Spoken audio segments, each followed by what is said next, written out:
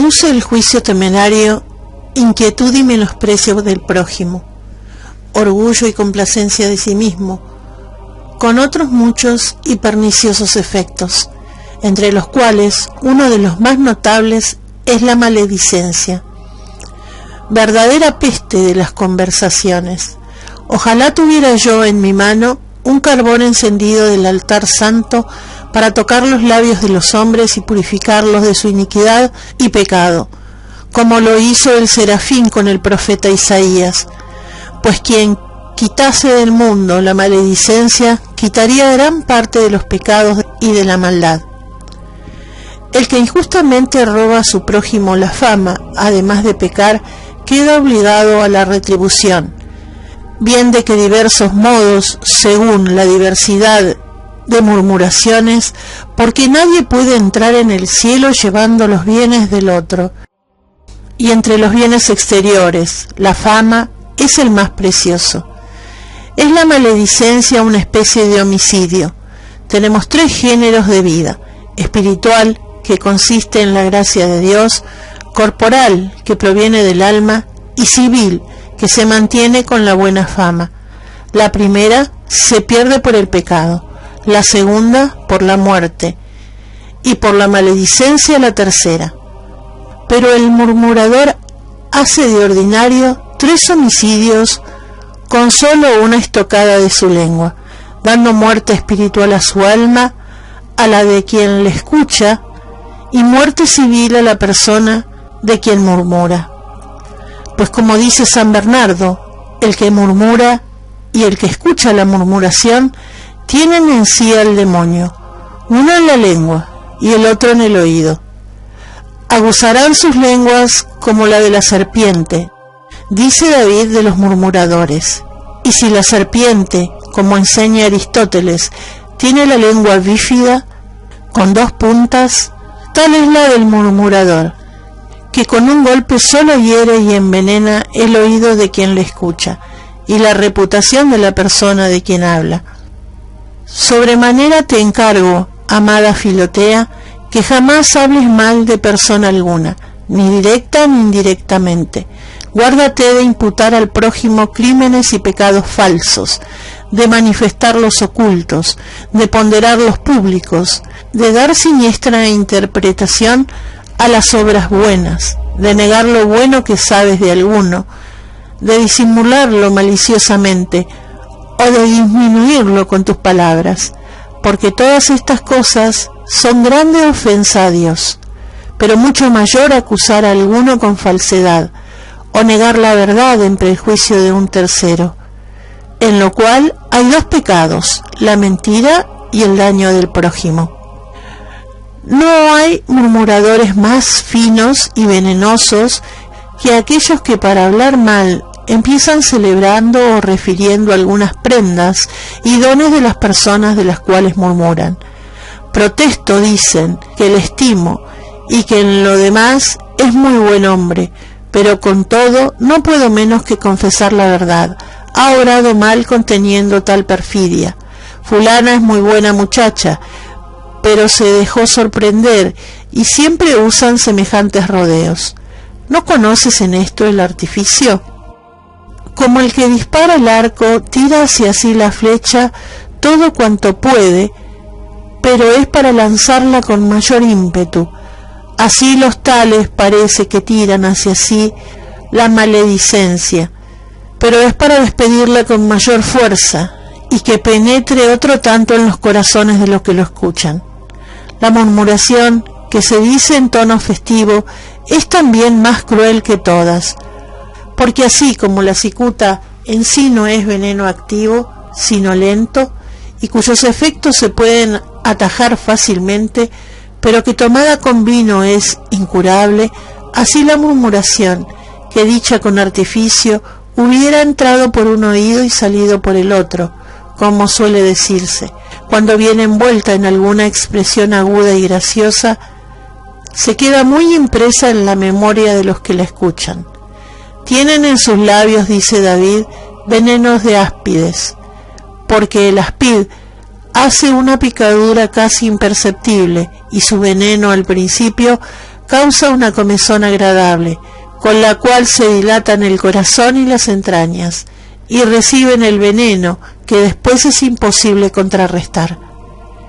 No digas fulano es un borracho, por haberle visto embriagado una vez, ni le llames adúltero, por haber visto que cayó en ese pecado, ni le apellides incestuoso, por haberle encontrado en este delito, pues no basta un acto solo para caracterizar al sujeto. Paróse una vez el sol para contribuir a la victoria de Josué, oscurecióse otra en testimonio de la victoria del Salvador. ¿Diremos por esto que es innoble u oscuro? Una vez se embriagó Noé, otra Lot, y éste además cometió un gravísimo incesto. Sin embargo, a ninguno de los dos se le puede llamar borracho, ni a Lot incestuoso. No fue San Pedro sangriento porque una vez derramó sangre, ni porque blasfemó en ocasión. Que el nombre de vicioso o virtuoso se adquiere por la continuación y el hábito, así que es impostura tratar a uno de colérico o ladrón por haberse visto una vez encolorizarse o robar. Se expone a no decir verdad el que llama a otro vicioso, aunque lo haya sido por mucho tiempo. Así mintió Simón el leproso cuando llamó pecadora a Magdalena, que lo había sido poco antes, pero ya entonces no lo era, sino muy santa penitente, por lo cual tomó nuestro Señor a su cargo el defenderla. El necio fariseo juzgaba gran pecador, o quizá injusto, adúltero y ladrón al publicano, pero se engañaba mucho, porque había sido justificado en el mismo momento. Y la bondad de Dios es tan grande que basta un momento para impretar y alcanzar su gracia. No puede haber certidumbre de que hoy sea pecador el que ayer lo era. Ni el día de ayer puede juzgar al de hoy, ni el de hoy al de ayer. Solo el último de todos es el que a todos lo juzga. Luego nunca podemos decir que un hombre es malo sin exponernos a mentir. Únicamente podemos decir, si es preciso, que cometió tal o cual acto malo, que vivió mal en tal tiempo, que oró mal poco antes, pero de ningún modo inferir lo de ayer para hoy, ni lo de hoy para ayer, menos para mañana. Al mismo tiempo que debemos ser sumamente mirados en no hablar mal del prójimo, hemos de huir de alabar y de hablar bien del vicio, que es el extremo opuesto, en que suelen caer algunos por evitar la maledicencia. No digas, por disculpar a otro, que es claro y sincero cuando es murmurador. No llame generoso y aseado al que es manifestantemente vano.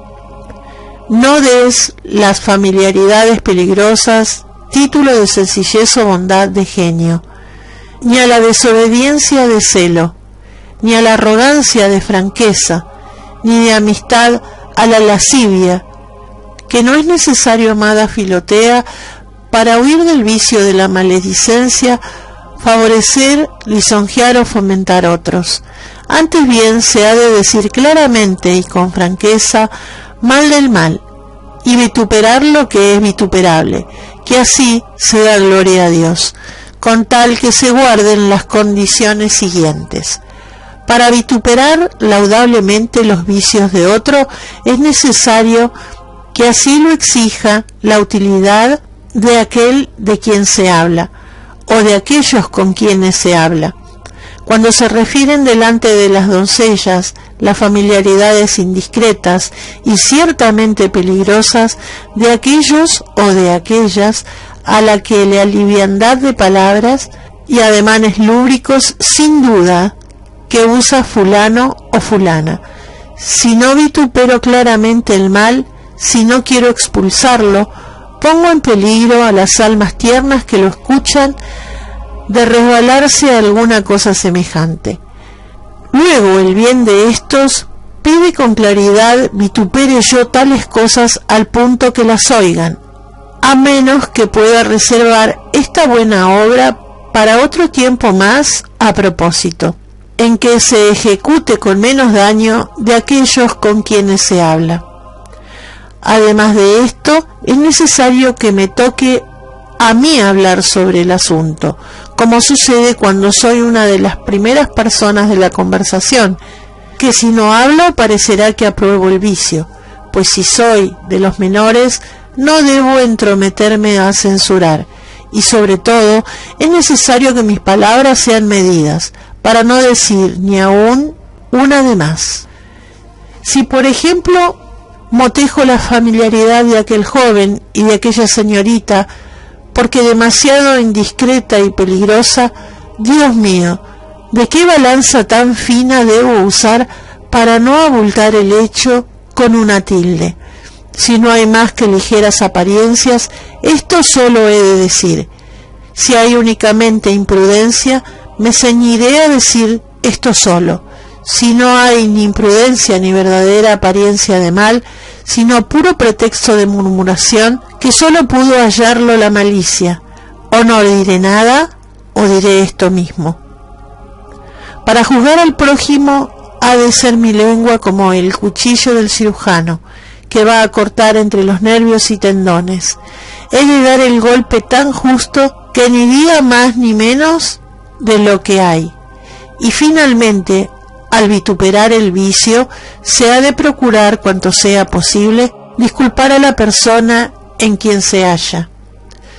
Cierto es que se puede hablar sin reparo de los pecadores infames, públicos y manifiestos, con tal que sea con espíritu de caridad y compasión, y no con presunción y arrogancia, ni complaciéndose en el mal de otro, que esto último es propio de corazones viles y bajos.